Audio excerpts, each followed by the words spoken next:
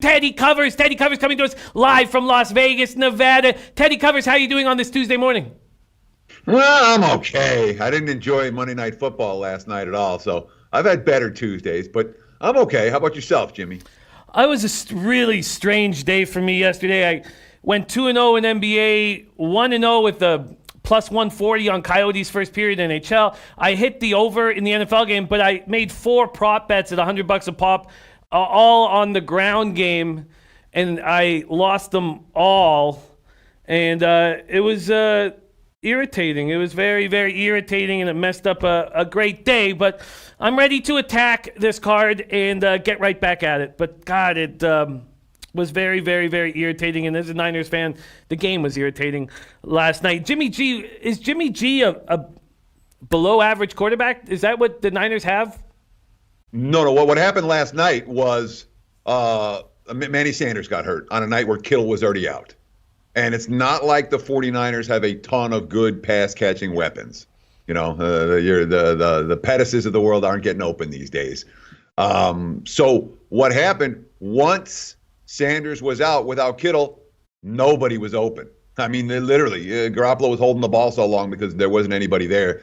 There are a bunch of passes that he threw that hit his receivers in the hand. You know, Yushik dropped one. One of the interceptions was on a pass that hit his receivers in the hands. I didn't blame Garoppolo at all for last night's loss. That was injuries and injuries within the game, which is nothing you're going to do anything about pre-kickoff.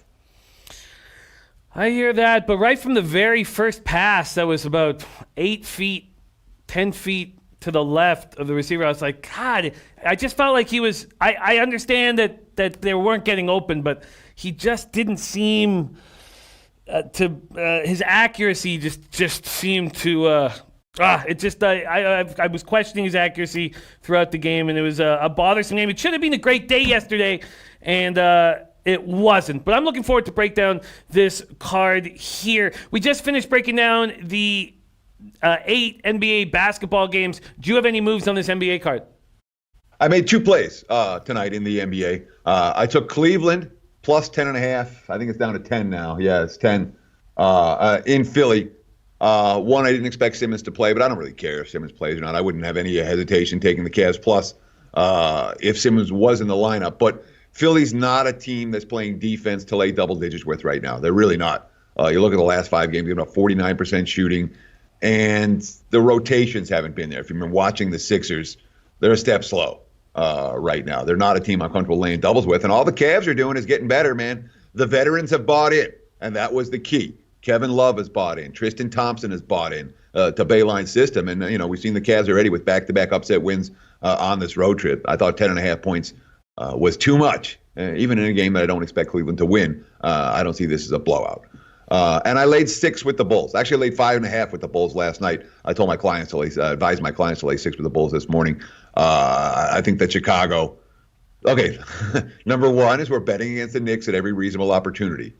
Number 2 is that the Knicks, the Bulls played the Knicks already this year. They were up 18 in the fourth quarter. They lost the game. The game closed on a 15-0 Knicks run. Bobby Portis went nuts against his former teammates. And I saw some Wendell Carter quotes this morning. Made me very last night and this morning. Made me very interested in the Chicago side here. It's a bounce-back spot for the Bulls, and I'm looking to bet against the Knicks at every reasonable opportunity. So I like the Bulls in revenge. I like the Bulls with their opponent that they will want to get after. I like the Bulls off a game in which they were, 3 of 20, 4 and 26 from three-point land. They couldn't hit anything against the Rockets the other night. And I was willing to lay the price with Chicago tonight. So I laid 5.5. I like it even at 6. At 6.5, I wouldn't talk yet, but I think the Bulls win this game by margin. Interesting breakdowns. I am going to jump with you on the Cleveland Cavaliers right now. I do not expect Simmons in the lineup, and Horford's going to be rested. There's a 10.5 at Heritage, and I'm going to jump with you on that. I'm going to jump on the plus 10.5 that Heritage is offering, and that's at minus 105. So I'm adding that. I'm already on the Heat when we got that information about they didn't land in Miami till 5:30 in the morning. So and I don't expect Griffin or Rose to be back in the lineup on the second half of a back-to-back. So I'm on the Heat minus 7.5. And while we were talking, we saw money coming in on the Pistons. Went down to 6.5 for a second. Then it went down to 7. And now look, it's back at 8. So Bookmaker had this at 6.5 about 20 minutes ago. It's at 8 now. Heritage is at 8 as well. There was 4 6.5s on the board 15 minutes ago, and that sadly happened about 8 or 6 minutes after I gave out the 7.5. Interesting market movement there. All right, there we have it. There is Teddy Covers NBA plays. He's on the Cavaliers and the Bulls, and I'm going to tail the Cavaliers. I love it. Okay, let's move on to college football. And we have a question from Christian Walsh that maybe we can touch on quickly before we get into college football. It says, hey, Jimmy, can you ask Teddy how he does his NFL and college football power ratings? Sure. Let me talk about the that line move in the Pistons Heat real quick and why that number came down and then got bet back up. The reports I read was that it was more likely that Griffin was going to play tonight. So I think the markets were coming in saying we expect Detroit starters to play, and then the other part of the markets came in saying, hey, you had a bad travel situation, and maybe they won't. So it was two disparate groups in that one. When it comes to power ratings, I'm in a position of strength because I already have ratings. And when you already have ratings, it's much easier. If you're starting to make power ratings, it's a difficult process because you're going to have to go through and find other people's power ratings that you trust and then kind of go through several sets of them and make them your own. But for my circumstance, I started making power ratings when I first moved to Vegas in '98, and I haven't stopped. So I make them in most sports that I do. I don't do it in college hoops. I rely on others, but I do it my own in NFL, NBA, and college football. And what I'm doing on a week-in, week-out basis, I go through it. And this is one of the, I love it. This is one of my most favorite things to do, even though it's long and tedious and boring. When you finish it, you're like, hey, this is a bet on team. Hey, this is a bet against team. Oh, my number here is a half point, slightly off. What I'll do is I'll go through every box score and recap. I spent most of the night Saturday night, most of the morning Sunday, all afternoon Sunday afternoon, and then most of the night Sunday night, going through every single game, box score and recap. I'm not looking to ESPN for the recaps. I'm looking for local papers. That's where you pick up the real info. From that, as I go through every box score and as I go through every recap, the two teams I'm looking at, I adjust their power ratings. I adjust them up. I adjust them down. I don't move them at all. It's going to be based on injuries. It's going to be based on current form. It's going to be based on statistical profiles. And those are the adjustments that I make week in, week out. When I find myself way off on a team compared to the market, I'm not adjusting my numbers until the results show that my number was way off and the market number was the right one and mine was wrong. I'm not going to say, oh, well, my number's 13 and the markets are at 22. I better adjust my number. No, I'm going to be very comfortable with my number until proven otherwise. But the process is real simple. You start somewhere and then you adjust. And you do it every week and you do it methodically. And if you take a week off, the process is solved because you're already back to square one. So it's the kind of thing that if you do thoroughly and systematically every week, you'll become a better handicapper. There's no way around it. So I encourage you to do that. I love it. Very great answer. I loved it. We have another question here, and I think I just skipped over it quickly before we break down all of the college football spots. There was a question from Ronnie Christie about futures, and let me grab it here. I don't know. Oh, there we go. He has, does Teddy like Heat and Celtics to win their respective divisions? Quick question on NBA futures from Ronnie Christie. If you want the Celtics right now to win the Atlantic, you get plus 425 because the Sixers are minus 200. This is at Bet 365. And if you want the Heat, they're minus 225, big favorites to win the Southeast. What do you think of the Celtics and Heat to win their respective divisions? Well, it's funny because like NBA divisions, like I don't even think about them a whole lot. If you're going to bet futures, these are the type of futures I much prefer as opposed to who's going to win the title. I really do. When it comes to trying to get value with two teams that have started off the season exceeding expectations and looking good.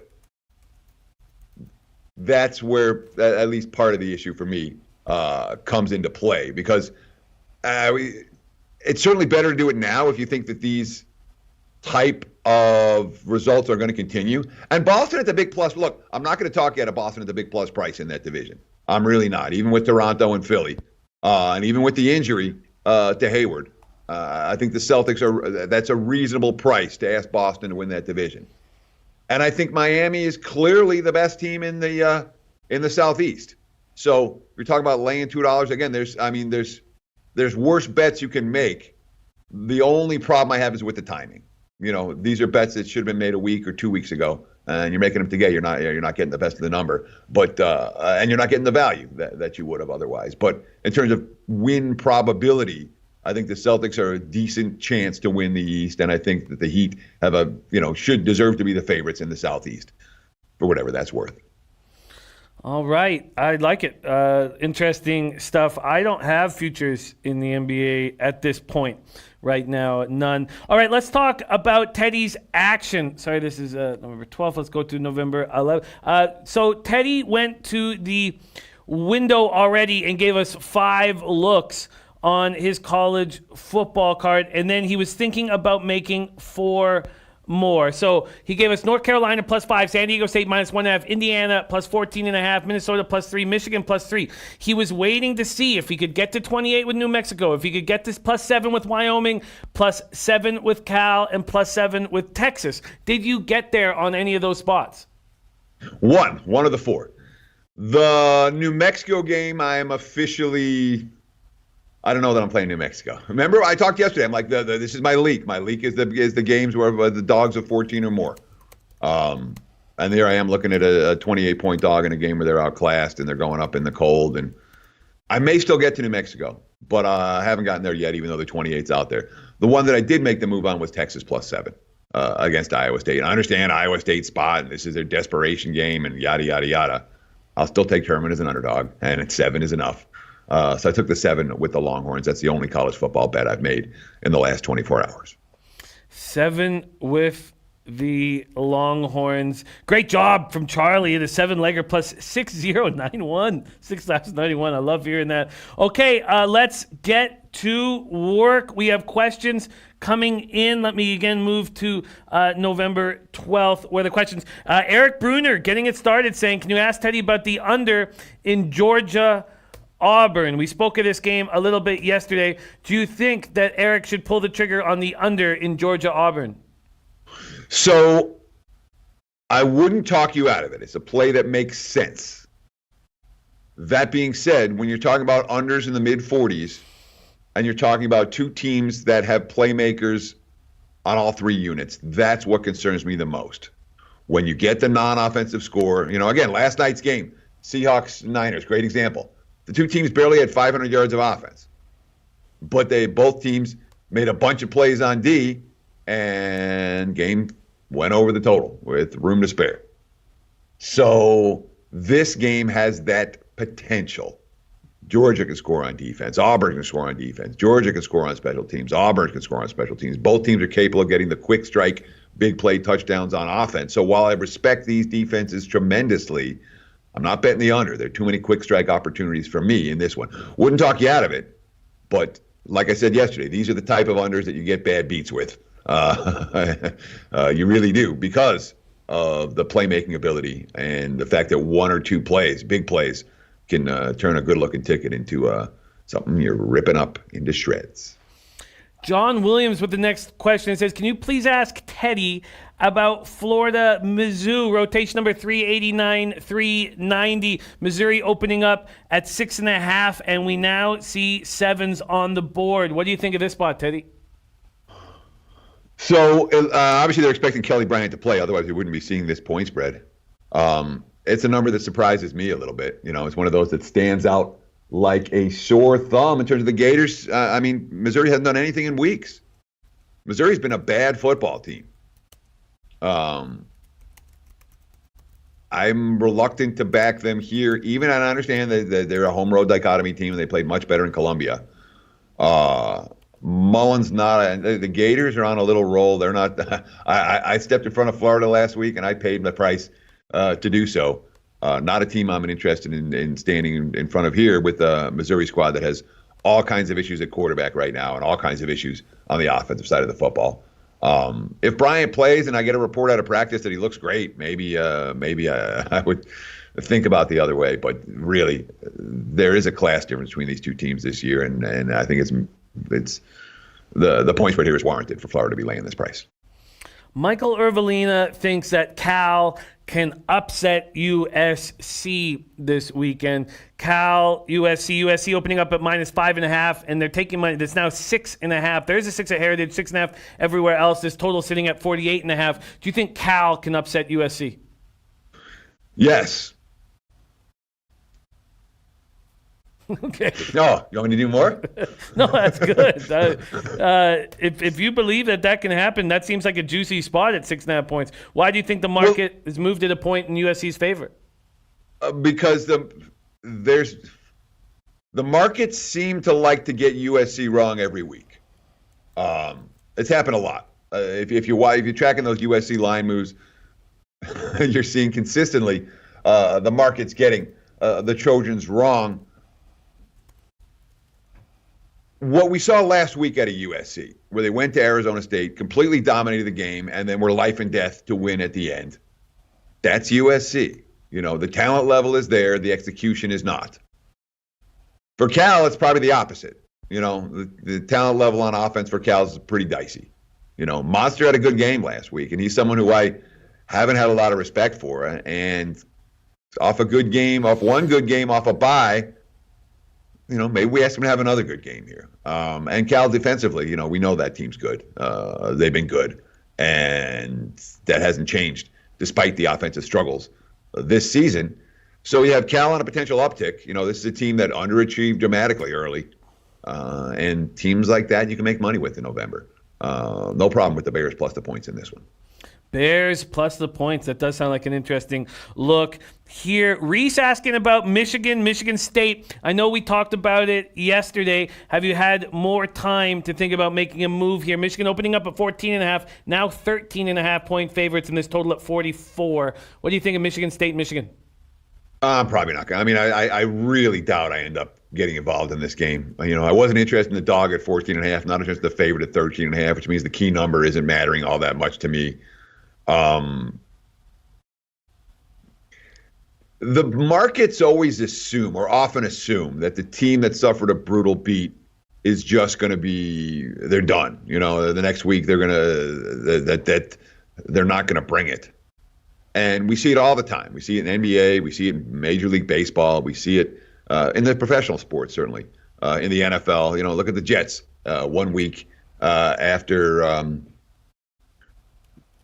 1 week after the Dolphins kill them, and the Jets come back and play a good offensive game. So the worst of a team is not necessarily the team that you're going to see. And what we saw from Sparty last week was the best they can play and the worst they can play in the same game. So when we talk about what Michigan State's going to do, I don't think they hang their heads. I think they come to play. I think they battle in a real way. But is that going to be enough for an offense that just can't move the football against a defense that is pretty dominant? And if the Wolverines get the chance, they're gonna kick this team. Slightly into the under, but again, not in this total range. It's a little bit too low. I really doubt I get involved in this one. Sebastian Arnold asking about rotation number 381, 382. Says, can you please ask Steady his thoughts about Baylor plus 10 at home versus Oklahoma? And then Raven in the Desert saying he likes the under 67. It's gone up to 68.5 at Heritage. Side total. Do you have any angle with Oklahoma Baylor? So it's a Baylor team that's not getting respect, obviously, when you look at this point spread, and perhaps it's deserving. but I could only take the undefeated team as a double-digit home dog against a squad that isn't playing defense the way that they need to play defense in order to cover these point spreads. That being said, there was a lot of talk from the Sooners locker room about how lucky they were and how they escaped and how they are much better than they were, and the defense can play. I'm not sold on that necessarily. I lean Baylor here and I lean over here, but I'm not necessarily. I don't have either one on my must bet list on a Tuesday morning. We will be asking about spots or tonight's card, so don't worry about that. Those of you wondering if we are going to get to those, we will. We will. Questions coming in. Christian Wall says, Teddy, does Navy have a chance against Notre Dame? Notre Dame opening at -10, now 9.5 across the board. Navy, Notre Dame. Does Navy have a chance? Navy's given them some real battles. And they've certainly been a bet-on team from a point spread perspective. And it's the offense that Notre Dame only faces once a year, and there are times that they struggle with it. And Notre Dame's going to slow the game down, or Navy's going to slow the game down, et cetera, et cetera. So there are reasons to think that Navy's going to be able to stick around here. But this point spread is, it's light. If I was catching Navy plus 2 touchdowns, all right. In this point spread range, the markets have priced it such that whatever perceived value there was with Navy, I'm not seeing in this number. It's not a game again that I expect to be involved with. All right, let's keep rolling here. Looking for a rotation number and can't seem to find it. We have a question coming in from Jeremy Williams. Says, ask Teddy about Louisville -3.5 at NC State. And for some reason, I can't find the rotation number. What do you think of this spot? I'm tempted. I'm tempted by Louisville. I know I don't want NC State. Things have gone south. Doran's under fire. With Ryan Finley in the NFL, the quarterback situation for the Wolfpack isn't good. And for as badly as Louisville got smacked by Miami last week, there's still a lot to like about this Cardinals team. I do worry about the defense here, but it's not like NC State's putting up points in bunches against anyone these days. Lean Louisville, lean over. Lean Louisville, lean over. More questions coming in. This is also from Jeremy Williams. He wants to know what you think about rotation number 321, 322, Virginia Tech, Georgia Tech. Virginia Tech opening up at -5.5, and this total sitting at 52. Virginia Tech, Georgia Tech, Teddy. Well, I've been wrong consistently about Virginia Tech. So they're a team for me that I've kind of put them to the wayside right now as a squad that I'm not putting a lot of time with, because when you're wrong about a squad repeatedly, you don't bang your head against the wall. Let's figure out ways to lose with the betting honor against this team again. Both squads have shown bet on in recent weeks. Georgia Tech's a heck of a lot better now than they were in September. And teams like Georgia Tech that were so awful early that are now playing at a reasonable level, they tend to be teams you can make money with down the stretch of an NFL season. But on the other hand, so's their opponent. And Virginia Tech has been a real undervalued commodity for the better part of more than a month now, where the markets haven't gotten them right. So not a game that I've got a strong take. I'm sorry I can't give you more than that. Eddie Euler wondering what you think of the total in rotation number 399, 400, 16th ranked Wisconsin and Nebraska. Eddie Euler leaning towards the under. It opened at 51. It's still at 51. No movement. Still at -110 at Pinnacle. What do you think of this spot, Wisconsin, Nebraska? I mean, Nebraska for me is a hard team to bet a game under because I don't trust their defense one iota. Although their offense has been every bit as bad as their defense. That's why they've been such a point spread disaster area. But at least the offense showed signs. When they hang 27 in that Purdue game with Martinez back, that maybe they can put up some points here. Wisconsin's defense dominant at home. I don't know that it's the same unit on the highway. And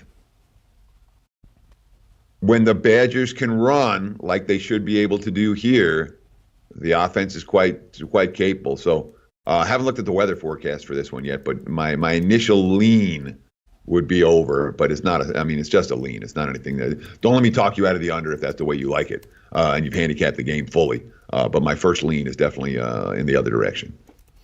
All right, first lean in the other direction. We have a question from Prince of the City. Friday night, Louisiana Tech, Marshall, 315, 316. Marshall opening up at 2.5. It's gone down to 2 at Bet Online. This total sitting at 56. You can get 56.5 at Heritage. La Tech, Marshall. Good game, huh? And a game with a ton of implications. Although these two teams may well meet for the title, but the winner of this game will get that game on their home field.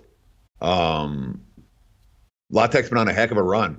What do they won now? 8 in a row, and quietly. There's no betting bandwagon, or no significant betting bandwagon for the Bulldogs, and all of that. I'd probably lean in their direction. Although from a defensive standpoint, Marshall's been pretty darn good.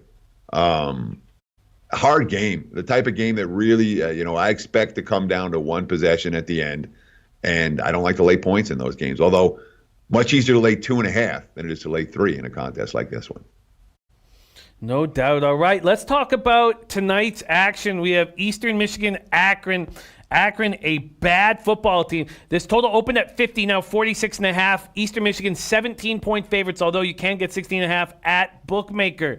Eastern Michigan, Akron, tonight. What do you think, Teddy? No. No. Why?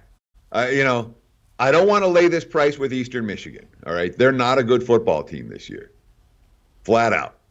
And they certainly are not a team that I trust to win by margin on the highway, even against a bottom feeder. It's not like Akron's not looking at Eastern Michigan going, hey, we got a chance to do something against this team on national TV at home. Let's end this schneid. Of course they are. Eastern's no elite squad.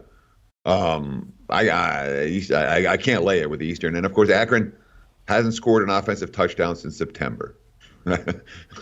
That's all you need to know about Akron. They've been really bad, and you're not going to make money even in November betting on bottom feeders in college football. So I don't want side. I don't want total. I don't want anything in this game. The other game maybe, not this one. Well, let's talk about that other game, Western Michigan, Ohio. Western Michigan at -1, opener at Pinnacle, still there, and -1s across the board. This total opened up at 62.5. Now we see 63s and a 63.5 at Bet Online. Teddy, Western Michigan, Ohio. I think Western Michigan's better than Ohio, aren't they? I mean, again, the eye test. Western Michigan's passed it, and Ohio not so much. And I understand that, it's a must-win game for the Bobcats at home. Western wants this division title. It's a must-win game for them as well. I look at the Broncos as being the better of these two teams, certainly on the offensive side of the football. And on the defensive side, there's not a dramatic difference. And it's a veteran Western Michigan squad who we trust to win games on the highway, and the offensive line is loaded for them, so we trust them to continue putting up points. I would be Western Michigan or pass for me in this one. I am not interested in the Bobcat side. This is not one of Frank Solich's better squads for Ohio U.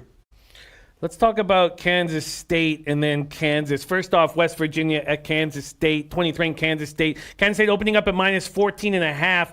It is 14 at some books, although a couple of them, 5 Dimes, Bovada, Intertops, actually a lot of them are at 14.5. Excuse me. The only ones at 14 are Pinnacle and Bet Online. This total in West Virginia, Kansas State opened up at 50. It's dropped down to 47.5. Teddy, West Virginia, Kansas State. What's that rotation number real quick? Oh, my fault. Sorry. Rotation number 319, 320. Right on. Yeah, I was just looking for my info right there, and I all of a sudden couldn't find it. I know I don't want West Virginia. All right. Again, when you have the bad teams where things are going south and it's November and you're going on the highway, I know they hung tough at Baylor. Maybe they hang tough here, but this offense is not moving the football on any type of consistent basis. They're getting off to these rough starts every week. It's a lost season for a team that is, has an NFL quarterback in Will Grier in the NFL right now, and without him, it's been a problem. Maybe Holgorsen was holding everything together for a place that's not necessarily a natural fit to be a contender year in, year out in the Big 12. So I guess it's K-State or pass a priori for me, and K-State coming off a loss, and all they've done is cover numbers of late. They've been a point spread machine, and certainly capable of winning games by margin at home. But they're not a let's lay multiple touchdowns with this offense type of team. We haven't seen that from K-State. The explosiveness, there was some of it in the Oklahoma game, but it's not an offense that I trust to make big plays in bunches, and that's what I want in this point spread range. So if I had to play it, it'd be K-State. Maybe look at the under because I don't trust West Virginia to do a whole lot.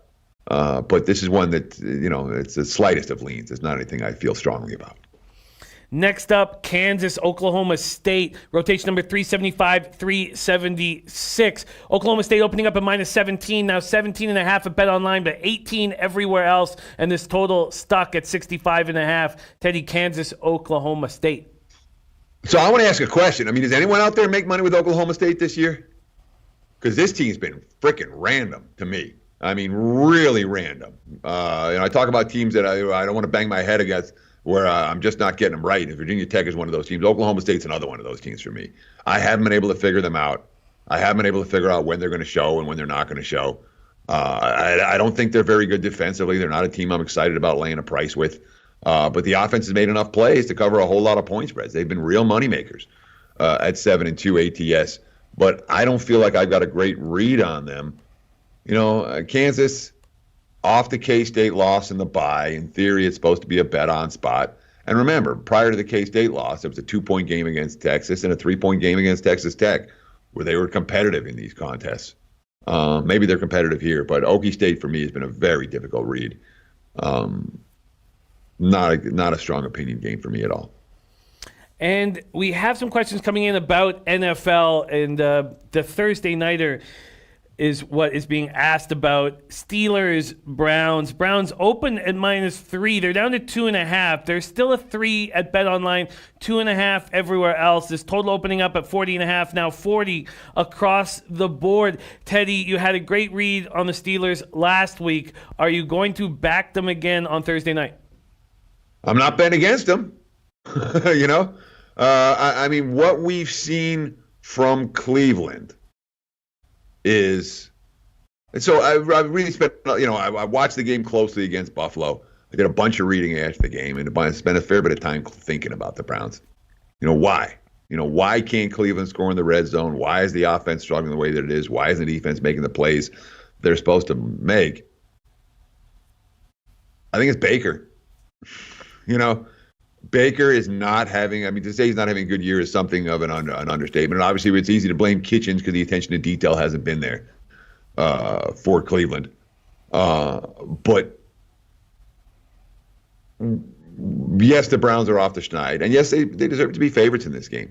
All that said, when you have a team like Pittsburgh that is digging deep and finding ways week in, week out, I only want the Steelers here. And I don't want the rookie coach on the Thursday night game. That's what Kitchens is. And Kitchens has been overmatched more than once this year. So for me, again, it's the public play. It's the obvious play. It's the Steelers. I want the good defense that's making plays, not the bad defense that isn't. But again, the markets aren't going to go crazy with Pittsburgh because they're like, oh, it's all positive turnover differential. And they shouldn't be. They're not a team that's locked into this positive turnover differential. They got a crappy quarterback and a crappy offense. And those are the type of teams that make mistakes and turn the ball over, which is true. But from a defensive standpoint, the teams that cover point spreads on defense every week are teams that retain their value. The Steelers have been that team for the better part of the last month, and I wouldn't be surprised if that team again on Thursday Night Football. The marquee game on the card is Patriots-Eagles, and it's going to be discussed a lot throughout the week. Patriots opening up at -3.5 at +103 at Pinnacle. They're now -3.5 at +100. There's 3.5s everywhere. Bovada with a 4. This total opened up at 45.5. It's down to 44.5. What do you think about this giant game Sunday afternoon, Patriots-Eagles? I would only take Philly. And again, it was the same thing with the Ravens game, and it was probably a mistake. But I've found over the course of the last decade that when I find reasons to bet against New England, there's a ton of reasons to bet against New England. I'm not a Patriots believer. I don't think the Patriots are going to the Super Bowl this year. I mean, their stats are so off the charts good because they faced all of those litany of miserable teams over the first half of the season that from a statistical profile standpoint, New England's actually an overvalued commodity. I worry about the Patriots over the back half. I do. And I certainly look at Philadelphia as a team that didn't live up to expectations over the first half of the campaign. Off the bye, I worry about the Eagles' skill position talent. And the injuries at receiver. I worry about that a lot. But I wouldn't be surprised to see Philly give them a game. And the Patriots, to me, are not a team I'm looking to back right now. And Big Ragu, 5 units on New England. Farsha Sami saying Patriots 10-0 after a loss and a bye week.